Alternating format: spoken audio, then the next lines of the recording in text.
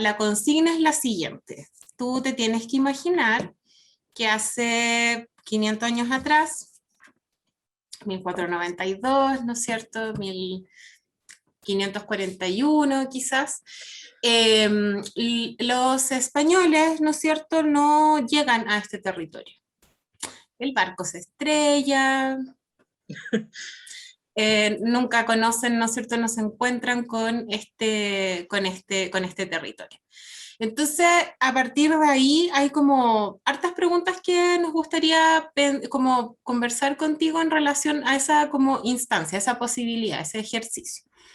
Entonces, bueno, una primera pregunta sería, ¿cómo crees que sería la relación con la naturaleza?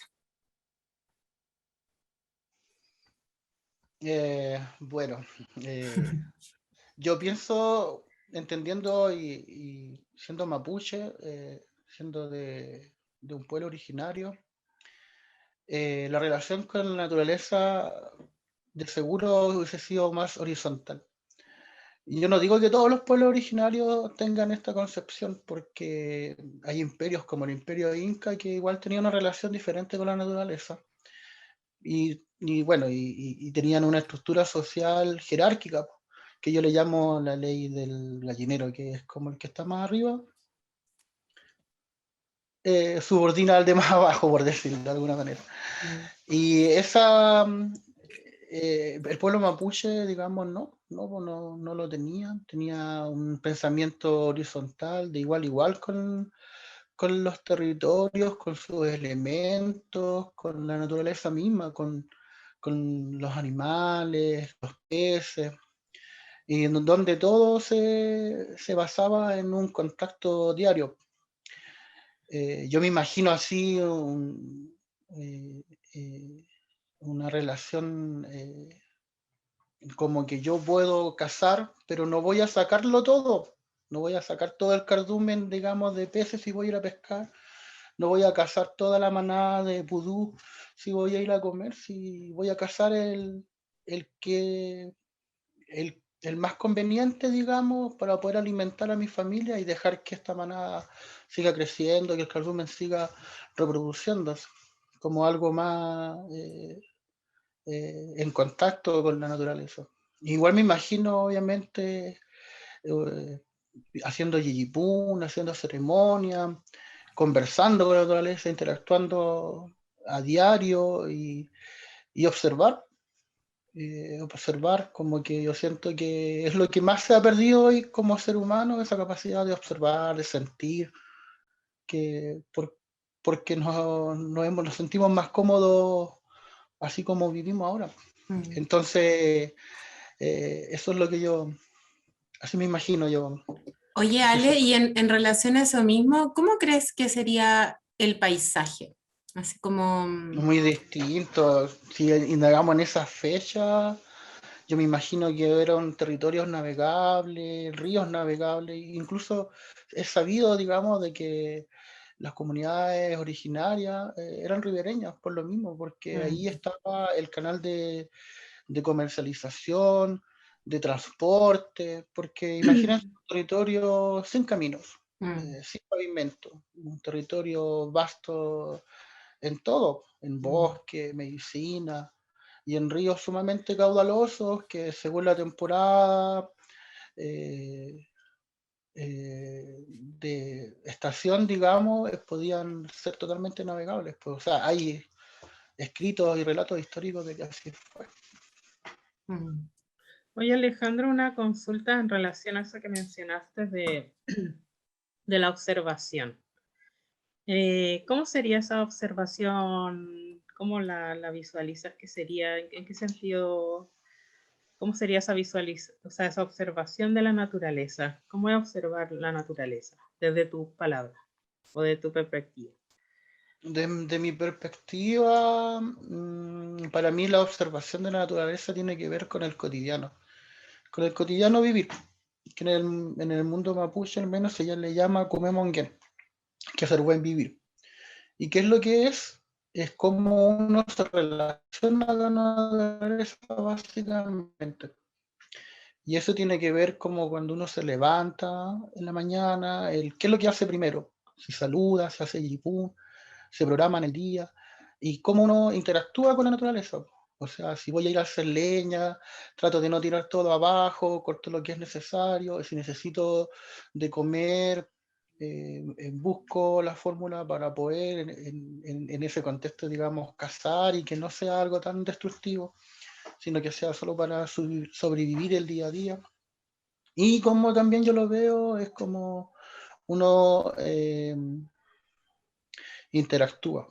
Por ejemplo, a ciertas horas del día llega más fuerte el solcito, por ejemplo. Entonces, quizás si voy a sembrar algo o voy a cultivar algo, que sea en un periodo de tiempo que no dé fuerte el sol, por ejemplo.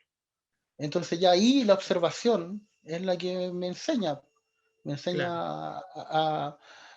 observando el cotidiano en la mañana, cómo viene el día, si va a llover o no. Entonces ahí programo mi día, ahí programo lo que voy a hacer. Claro. Y Como una planificación también en claro, función de en la función de la observación. observación. Oye, y por ejemplo, como me gustaría saber como los colores. ¿Qué colores? ¿Crees que serían muy diferentes los colores que ves hoy día a los colores que podrían haber existido? En relación al paisaje, pienso en el cielo, por ejemplo, en las aguas, no sé. Los colores, no sé, ¿cómo serían los colores? Yo me imagino que igual intensos, o sea, acá por ejemplo tenemos un río que se tiñe de plomo por que se llena el agua de cenizas de un volcán, del volcán Mocho. Entonces se genera todo un tema ahí porque en algún minuto se juntan estas aguas, pero se notan separadas. Una de color café, clarito, digamos, y otra más transparente, más calipso, digamos. Mm. Y Mm, sí, pues, y los colores del otoño, lo que nos representa la recolección de hongos, de morchela, y así un montón de comida que existe en el bosque nativo cuando uno lo ve florecer en ciertas temporadas. Mm. Existen los hongos comestibles, existen raíces comestibles, la medicina en un bosque nativo está así al 100 y el que tiene conocimientos de botánica básicamente ya puede eh, eh, hacer medicina, pues, hacerse Mm. automedicina consciente y todo el tema. Mm. Ahí en esa zona hay changles. Changles creo que son. Changle, Changles, sí. changle, morchela. Bueno, ahora con la instauración del monocultivo de pino también hay las tarios de licius, que también es un hongo comestible. Eh, Oye, Alejandro, ¿tú cómo crees que sería en este mundo que estamos imaginando la relación con lo espiritual? Digamos, ¿sería muy distinta a la que hay actualmente? ¿Cómo te imaginas, por ejemplo, el tema de las religiones o, por ejemplo, los ritos? ¿Cómo serían? De diferencia a cómo se han dado de lo que hemos conocido hasta ahora. ¿Crees que habrían cambiado? ¿Serían distintos? ¿Cómo te lo imaginas? bueno, yo me imagino en la parte espiritual hay una diferencia sustancial, encuentro yo, con las demás religiones que conocía, digamos. Eh, y esa diferencia hace eh, que no se le encuentre mucho sentido a lo que viene de Occidente, como religión, digamos. O sea, en el mundo mapuche existe una visión del ser humano y su relación con el entorno, el mundo mismo, la tierra y el cosmos y el espacio muy diferente. O sea, es un todo, ¿me entiendes? El ser humano, el che, la persona, tiene una relación con la tierra eh, de igual modo con el agua, con un bichito chico, con un cerro, con las estrellas, tienen la misma, se siente desde la misma relación, ¿me entiendes? De la horizontalidad. Entonces el mundo occidente que presenta su parte espiritual la representa de una forma jerárquica, la representa desde una forma donde hay un rey, donde hay un rey supremo, donde, y no sé, pues yo la vez pasada hablaba con un amigo de la Biblia que decía de que, oye, En la Biblia a la mujer se le dice que la sacaron de la costilla del hombre. Eso ya es terrible despectivo, pues como no tiene, para nosotros, al menos desde la perspectiva mapuche, no tiene sentido, ¿me entiendes? Para nosotros tiene el sentido de la dualidad, la horizontalidad, eh, en términos de cosmovisión y en términos de espiritualidad, digamos. Y bueno, ¿y qué es lo que uno pide, digamos, cuando se hace Quillipún, cuando se hace Quillatún, cuando se hacen las ceremonias, digamos? No es, oye, yo quiero tener dinero, no son esas lo que uno pide, pues se pide otras cosas, se pide que llegue, que haya buen tiempo para poder desarrollar las cosas que uno necesita hacer, que haya salud, que el entorno, porque en el mundo mapuche hay perrimontum, se le llaman, que son espíritus que están en el entorno, en un bosque, en el camino lo pueden encontrar, y a veces son buenos, actúan con uno de buena forma o mala forma. Entonces esos perrimontum uno tiene que estar pidiendo permiso siempre, para que no le pase nada a uno. Entonces, ¿qué pasa? Que a veces hay enfermedades que son espirituales, que la ven los machis, que tienen que ver con estos perrimontos, que son espíritus que a uno lo afectan y le hacen daño por no pedir permiso, por transgredir un lugar, por no llegar y entrar a, no sé, a un bosque, o por llegar y meterse a un río sin el debido permiso. Y tiene otra, por eso les digo, tiene otra significancia, digamos, la espiritualidad mapuche. Es más palpable, por decirlo de alguna manera.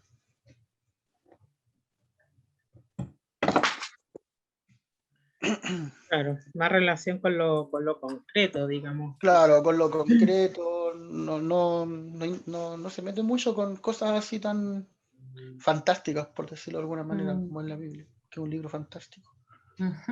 Claro. Sí, pues. Sí, Oye, y en ese, como en ese, quizá en ese sentido, en lo que estabas conversando, bueno, igual yo creo que el pueblo mapuche ha tenido una resistencia en el sentido también de como continuar con las ceremonias o ritos que es parte de la vida, ¿no es cierto? De lo que es como la cultura y ser mapuche. Entonces, nosotros pensábamos como en este ejercicio imaginario si quizás habrían, no sé, otros ritos o conmemoraciones que podrían existir en este como mundo imaginario sin españoles. No sé si podrías como contarnos un poquitito qué piensas, qué te imaginas sí, quizás. yo me imagino y pienso que sí, en realidad en el mundo mapuche hay varios ritos. Y hay un rito para la muerte, que se le llama Muy Puyi. Hay un rito para la vida. Eh, hay un rito para la pubertad. Hay un rito para la etapa adulta. Y después hay un rito que tiene que ver con cuando ya somos viejitos, más chachá y papay, cuando ya hay cierto tiempo de vida. Bueno, en realidad hay varios más, pero si lo vemos como que me gustaría comentarles, como quizás un poco darle una vuelta a esto. Y por Y ejemplo, bueno, para la muerte. perdón, no, sí, dale.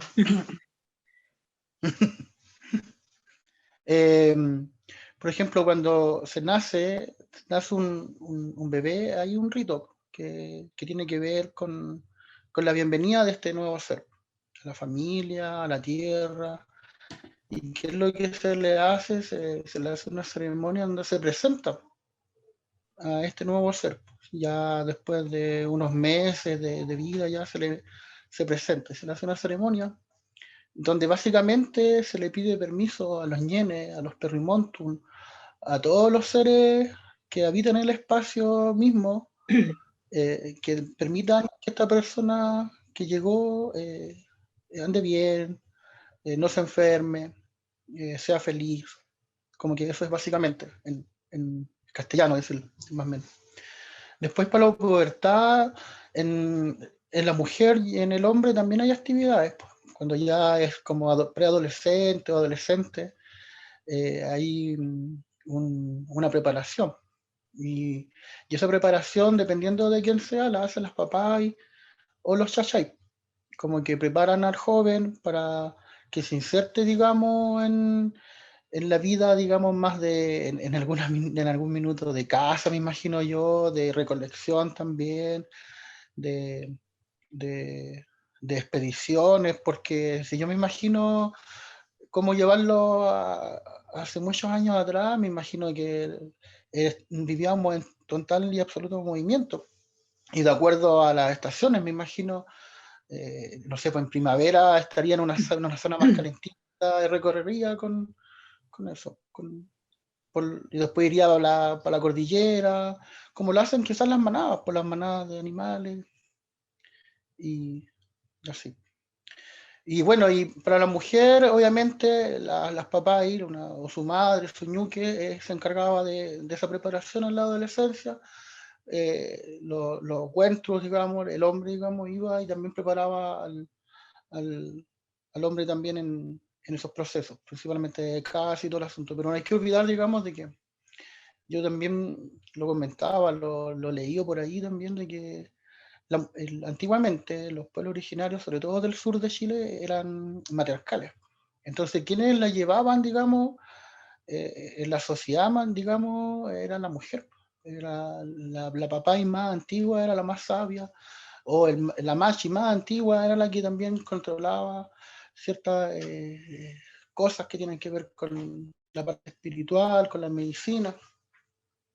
Entonces, si me imagino cómo pudo haber sido en ese momento, me lo imagino así, pues, como que ya se llegaba a un fogón, me imagino una ruca, se llevaba el alimento y se preparaba a los jóvenes para que reprodujeran esto y que la horizontalidad sea lo primordial y que se entregara la comida a toda la sociedad y que nadie pasara hambre, al final de cuentas, y que nadie pasara ninguna necesidad y todo de forma horizontal, sin envidia, sin querer más que el otro, sin querer comprarse un auto o algo así, algo diferente. Y bueno, después la adultez me imagino algo así como ya más para prepararse, para tener una familia, una ruca, constituirse, quizás como tener hijos, tener animales. En ese tiempo igual se generaba cierto crianza de ganado. Había un caballo que era más chico que el caballo que conocemos ahora, se llamaba caguayo, que era un animal que también se utilizaba harto en los territorios. Y así, pues, huemules, harto salmón, trucha, que era como ya establecerse quizá a la orilla de un río y tener una sociedad ahí en movimiento, pero más familiar, digamos. Después ya en la parte más de vejez, digamos, ya las papás, los chachai, la gente mayor, digamos, era más sabia, tenía más conocimiento y todo el tema, entonces por lo general en ellos recaía la responsabilidad, digamos, de llevar adelante una comunidad, de llevar adelante un grupo familiar, de guiarlo en ese caminar, digamos, recolectando y todo el tema y llevando la sabiduría a los más jóvenes, a sus propios hijos y todo el tema.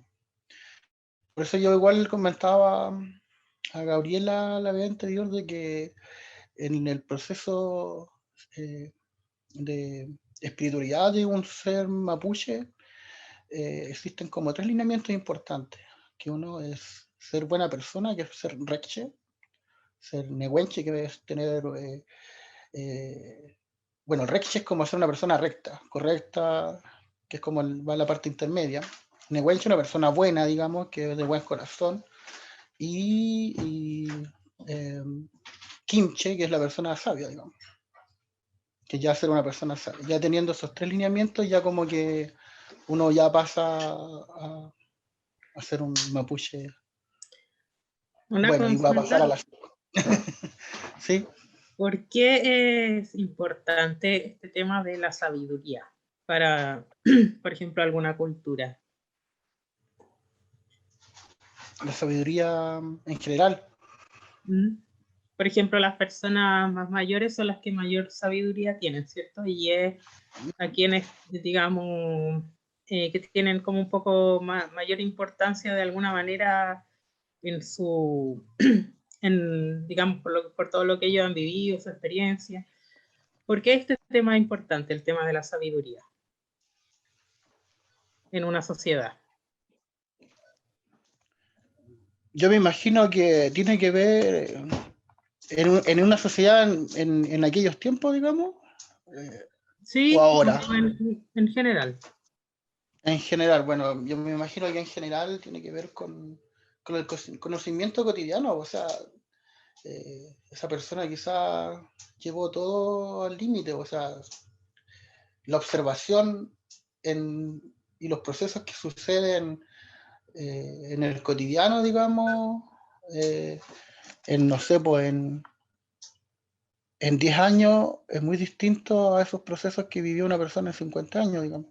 O sea, pues él quizás vio tormentas, vio derrumbes, vio terremotos, qué sé yo, y que lo hacen tener el conocimiento, la sabiduría necesaria para desenvolverse, digamos, y para que los demás se desenvuelvan bien.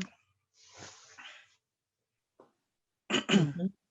Y, y yo creo que si lo llevamos ahora a un plano actual, yo creo que es importante la sabiduría de los mayores, digamos, de las personas que tienen más tiempo acá viviendo, por la sencilla razón de que siento que había una deuda con ese conocimiento. Yo siento que muchas veces hemos renegado de la sabiduría que nos han dejado nuestros ancestros y hemos transformado mucho las cosas, hemos intentado cambiarlo todo y hemos sido soberbios y sobre todo irrespetuosos.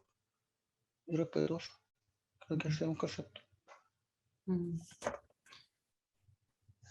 Em, Ay, yo igual quizás voy a cambiar de tema, entonces, Ya. porque me quería como...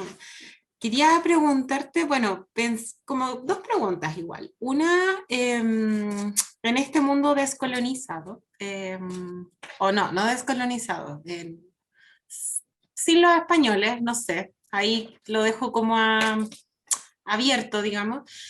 La primera sería, ¿cómo sería un día, cómo te imaginas un día cotidiano tuyo? O sea, ¿cómo te imaginarías un día cotidiano? Ya ¿Ya? bien.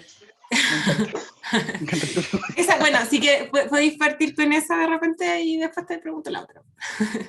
Ya ven, yo me imagino un día cotidiano que me despierto después de haber descansado desde muy temprano, porque respeto a los seres que están en la noche, entonces apenas se oscurece, me acuesto, ¿me entiendes? Ujú. Entonces, porque respeto a los seres que están en la noche, un respetar continuo, ¿me entiendes? O sea, si nosotros fuésemos personas que viéramos de noche, sí, pues, Sí, podí oye, hacer las estoy muy cosas de de noche. acuerdo con eso, sí.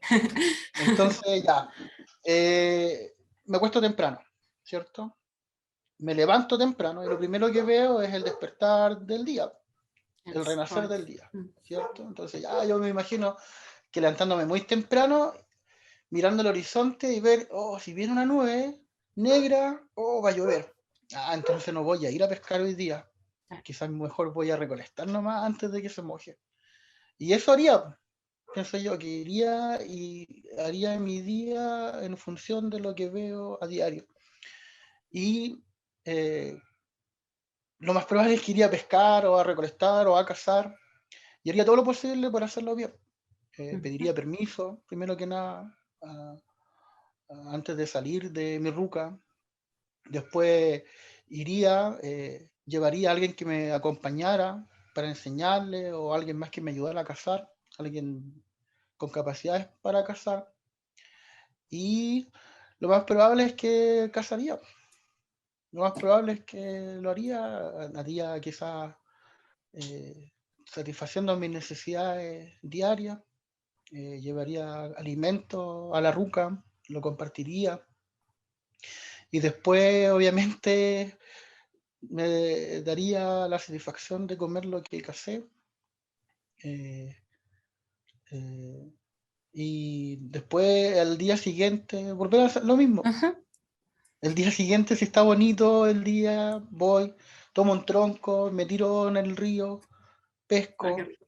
llevo pescado a la ruca de nuevo, como. Después ya pasa el tiempo quizás, me imagino que después cambia la estación, cambia el clima, cambia todo y me muevo. Dejo quizás mi ruca ahí y hago otra ruca porque la ruca con el material que se usa es fácil de construir. Me imagino que se usarían muchas pieles y seguiría en movimiento. Incluso lo haría de Atlántico a Pacífico. Sí, Recorrería, po. no habría límite Mm. y no habrían fronteras y mi relación con la Tierra siempre sería horizontal. Entonces, eh, estoy convencido de que me iría muy bien en mi vida. Mm. Oye, qué bonito, qué ganas de, de vivir esa vida. Ah.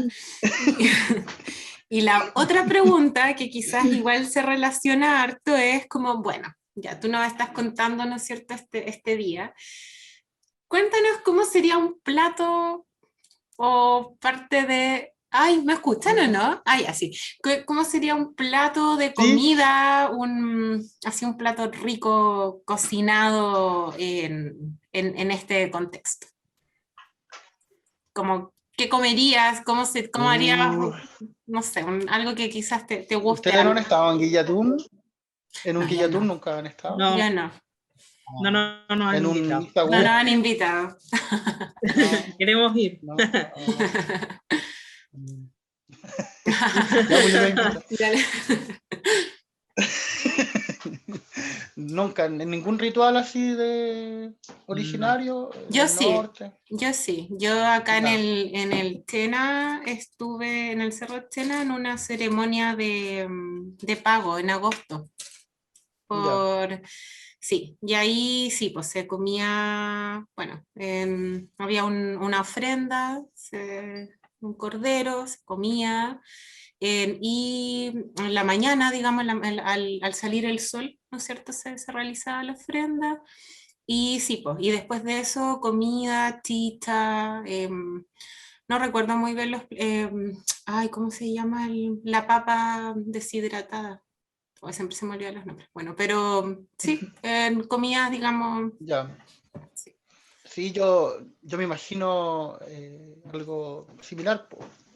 Buscando, yo creo que antiguamente la base de la alimentación se basaba más en maíz. Entonces yo me imagino comiendo harto maíz. eh, También había un intercambio de este tipo de gustos con el Imperio Inca. Ujú, En un minuto lo hubo. Y que tenía semillas, pues sabía reproducirlas, tirándolas por ahí y todo el tema. mm, Y sí, pues me imagino una alimentación basada también en la carne, de animales, pudú, eh, caguayo, de, harto pescado. Y dependiendo de los territorios, mariscos, si estoy en la zona de las Quenches, más cercana al mar, marisco, y si estoy en la cordillera, lo más probable es que recolectaría mucho piñón, harto gargal, hartos productos de acá de las cordilleras. Y sí, yo creo que sería una alimentación variada, con harta medicina, con harto lagüen, y muy diversa, me imagino, en ese sentido. Y yo creo que, y dada la estadística que hemos logrado recuperar por ahí, la vida de aquellos tiempos era saludable. Era saludable en el sentido de que de partida no teníais cómo engordar, porque teníais que cazar. Y la alimentación que había era de buena calidad. había agua a destajo, entonces cualquier semilla que uno tirase se daba bien. Había harto bosque nativo que resguardaba, digamos, mini cultivos que se generaban, que no eran cultivos como ahora, o sea, monocultivos, eran cultivos pequeños que por lo general se daban a la orilla de los ríos porque por ahí se transitaba. Y como les contaba, se navegaba también. Y sí, pues, esa sería la alimentación en torno también a un fogón, donde se come en colectivo, donde los niños todos comen juntos, comemos juntos y sería así, como así la alimentación. Me imagino hacer un asado Eso, de un pudú plato, un con... plato. Claro, un asado de Tírate pudú una receta. Claro, con changle y morchela, Changle. deshidratadas quizás, harto choclo, me Bebida, imagino así como algo para... udai, chicha, Ah, eh, sí, udai, chicha, hay gente que sacaba el jugo de los árboles nativos, que es como de la Oh, corteza, y eso lo hacían un fermentado. oh, interesante. Entonces es como una chicha, digamos. Sí. Mm. Es como Alejandro, un juguito de roble. Ujú. Mm. Alejandro, tú, por ejemplo, ¿crees que después de, digamos, si no hubiera existido esta colonización que estamos mencionando, ¿crees que en algún momento se habría llegado al tema del dinero, de como del intercambio mediante algún tipo de, o sea, de ese como intercambio monetario? ¿Crees que habría existido alguna vez o no se habría dado nunca? ¿O cómo sería ahora el abastecimiento? ¿O habría seguido exactamente igual como tú lo mencionas? Para, por ejemplo, para comprar alimentos, o habría sido igual. Yo me imagino que, que sería todo a través de intercambio. O sea, llevándonos a esa época sin la invasión, digamos, colonial o de algún otro imperio, yo creo que hubiese sido solamente a través de intercambio, que de hecho así funcionaba. Lo más probable es que quizá hubiese habido algún tipo de tope o límite para, o no sé, o algo para comparar algo con otro y existiría el intercambio, digamos. Me imagino que un intercambio más justo, digamos, justo en todos los sentidos. Y, y sí, yo siento de que el capitalismo ha sido lo que ha destruido todo, o sea,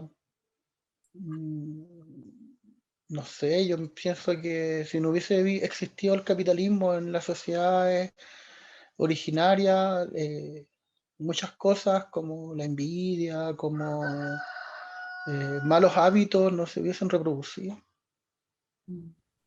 Eso siento, que, que estamos viciados por el sistema capitalista. Nos ha despojado de la parte espiritual, nos ha despojado de lo esencial que es vivir contento, vivir alegre, vivir amando el entorno, a su gente. Y siento que el capitalismo mismo no nos deja hacerlo, porque estamos pensando en que tenemos que pagar cuentas, que tenemos que hacer un montón de cosas para poder ser aceptado o sí, ser aceptado en esta sociedad. Yo siento que de hecho no debiera existir moneda, debiera existir necesidad y gente dispuesta a ayudarte en esa necesidad. Y, y sería muy distinto. Eso pienso, eso creo, me imagino. Oye, Alejandro,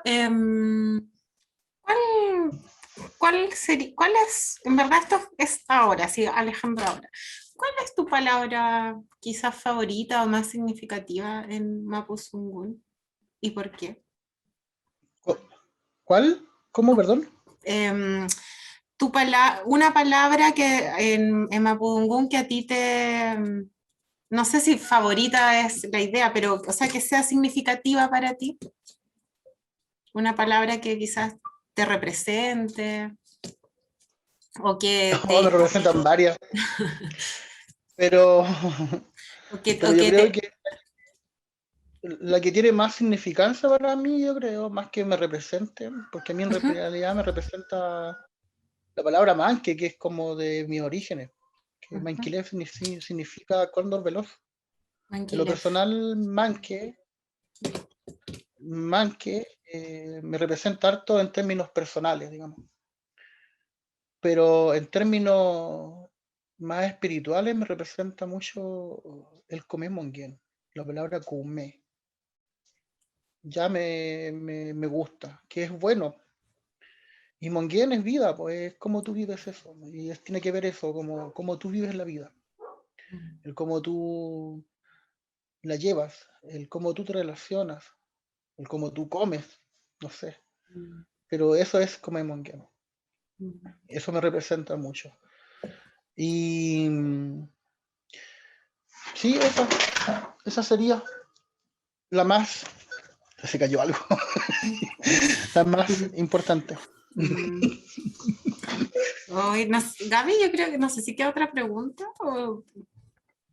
No, yo creo que estamos, solamente hay una cosita que me gustaría preguntar, que tenía que relación con algo que hablamos la otra vez, que tiene ¿Ya? relación con el sentido de justicia, que ahora igual lo mencionaste un poco, por eso quería indagar en eso. ¿Cómo es la justicia para, digamos, en este mundo posible o en este mundo imaginario?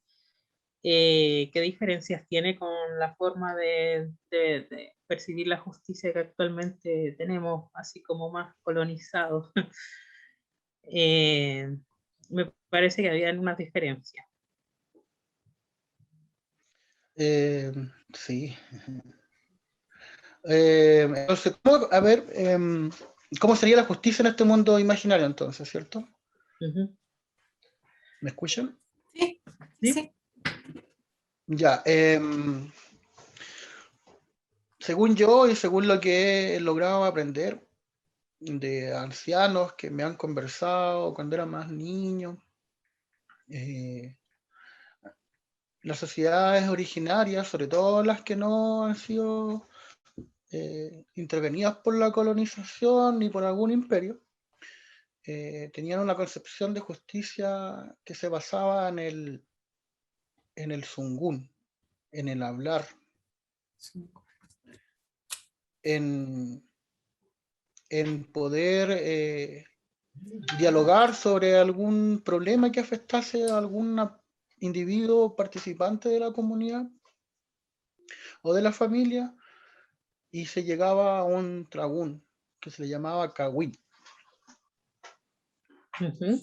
Y este tragún era básicamente juntar a las familias de las personas, no sé, imagínense que un vecino, pariente de mi comunidad, eh, no sé, yo había traído ganado quizás de la cordillera, y él va y saca un ganado, lo mata y se lo lleva a su ruca.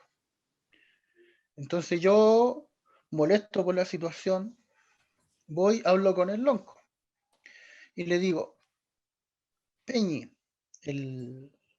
mi vecino me acaba de robar una cabeza de ganado. Carneó el ganado y se la llevó a su ruca y se la comió y no me dijo nada. Entonces lo más probable es que el lonco hubiese tomado y no hubiese llevado a su ruca.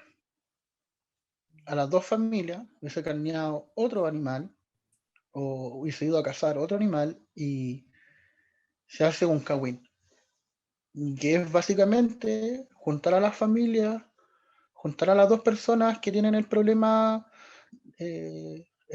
digamos, doméstico, no sé cómo decirlo, de justicia, para hacer justicia y llegar a un consenso después de lo que dure. Si dura un día y en el día no se llega a un consenso donde, no sé, se llegue a algún acuerdo entre las dos partes, se sigue en el mismo cagüín, se sigue comiendo, se sigue compartiendo, hasta llegar a un consenso. Entonces yo me imagino que ese sistema de justicia sería mucho más indicado en aquella época, digamos, para llegar a acuerdos y llegar a un buen final, pues donde ninguna de las partes queden enojadas o algo así.